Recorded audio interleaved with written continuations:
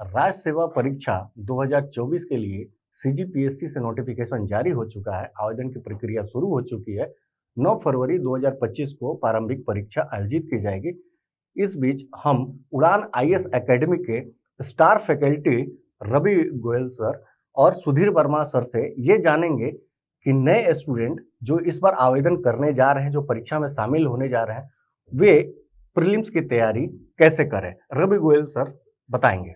Sir, सबसे पहले तो मैं ये बोलना चाहूंगा कि प्रारंभिक परीक्षा को देखा जाए तो करीबन 1.5 महीने का या 2 महीने का मोटा मोटा समय बचा हुआ है। देखा जाए तो 2 महीना मोटा मोटा यहाँ से प्रारंभिक परीक्षा को बचा हुआ है।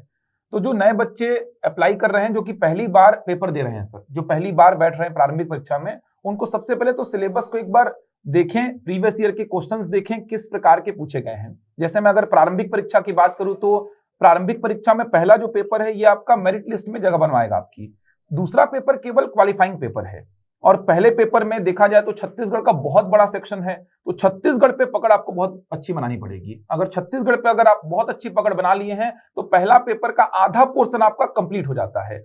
100 प्रश्नों में 50 प्रश्न आपके आते हैं छत्तीसगढ़ के और बचे 50 प्रश्न आपके आते हैं इंडियन जीएस के। तो पहले तो आपको समझना पड़ेगा कि सिलेबस क्या है, किस विषय का वेटेज ज्यादा है, कहां पर ज्यादा मेहनत करनी पड़ेगी। जैसे दूसरा पेपर क्वालिफाइंग पेपर है, तो आप टेस्ट वगैरह देकर देखिए कि आप पेपर को क्वालिफाई कर पा रहे हैं कि नहीं कर पा रहे हैं। अगर सीसेट में आप क्वालिफाई नहीं कर पा रहे हैं तो आपको सीसेट में भी बहुत मेहनत करने की आवश्यकता है, क्योंकि पीएससी का 2020, 2021, 2022 का जो दौर रहा है सर, ये बहुत टफ रहा है। 2020, 2021, 2022 पीएससी का जो प्रारंभिक परीक्षा का दौर रहा है, ये सबसे टफ दौर माना जाता है।